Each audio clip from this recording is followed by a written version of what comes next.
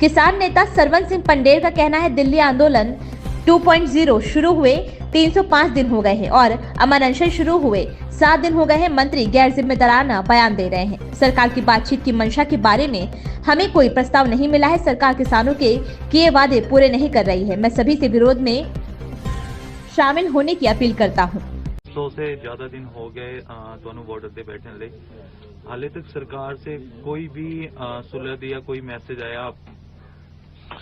हाँ, देखिए, जो किसान मजदूर मोर्चा और एसकेएम नॉन पॉलिटिकल का जो आंदोलन दिल्ली आंदोलन 2 के नाम से मशहूर हुआ है, उनको 305 दिन आज हो गए और खनौरी बॉर्डर पर अमर अनशन लगभग 17वें दिन में दाखिल हो गया है।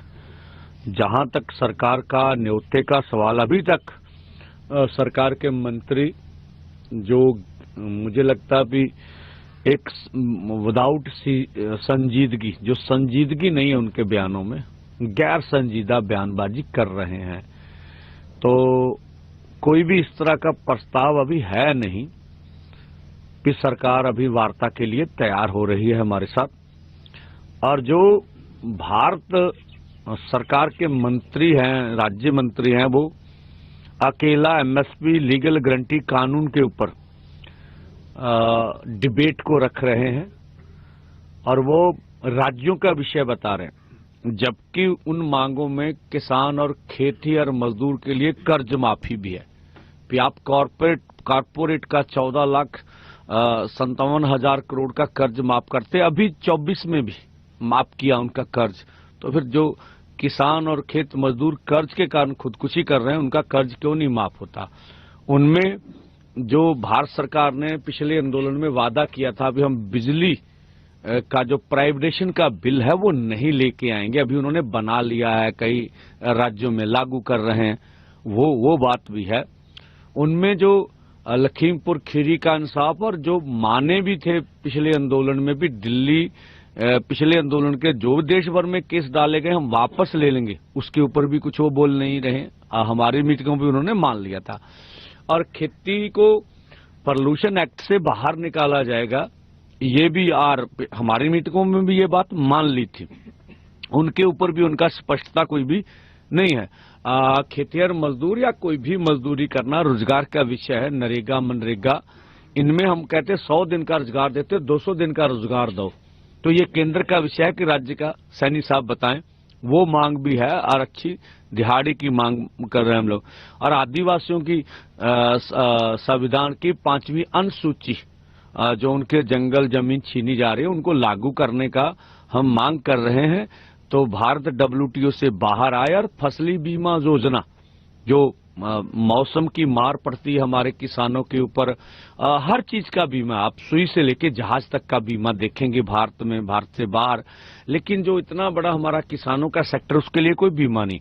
जो प्राइवेटाइजेशन बीमा कर रहे हैं तो वो कंपनियां कमा के लेके जा रहे हैं, मतलब सरकार अपने दम पर बीमा करे ना। एक तो ये मुद्दा भी है। और जब 60 साल का किसान और खेत मजदूर हो जाता, जो डॉक्टर स्वामीनाथन कमीशन की रिपोर्ट में भी लिखा था कि उसे पेंशन देनी चाहिए, ये मुद्दे भी हैं जिनके ऊपर भारत सरकार के मंत्री महोदय या कोई बोलने के लिए तैयार नहीं। हम तो लगातार ये कह रहे हैं कि आंदोलन, देखिए ना, आंदोलन बड़ा हो रहा है।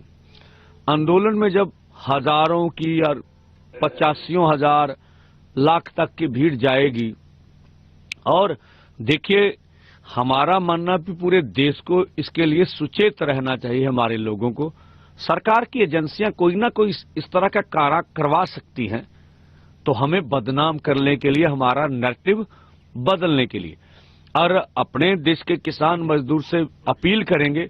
अब हमने आंदोलन भी लड़ना है और आंदोलन को बचा के भी रखना है, उसकी हिफाजत भी करनी है कि आंदोलन को कोई सरकार क्षति पहुंचा ना सके।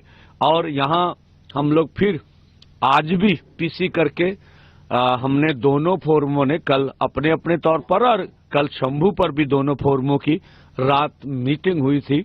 उनमें कुछ आगे आने वाले जो आंदोलन के फैसले हैं वो उनकी सहमति बनी थी।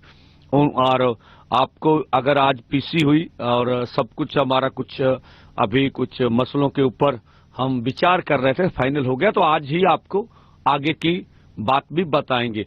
और आने वाले समय में 13 में भी यहाँ जो 10 महीने पूरे हो रहे हैं, हम सभी फिर देशवासियों को, किसानों को, मजदूरों को, सब पंजाब के कलाकारों को, बुद्धिजीवियों को, सबको न्योता देते हैं। आप बॉर्डरों पर पहुंचिए और किसान मजदूर की हौसला अफजाई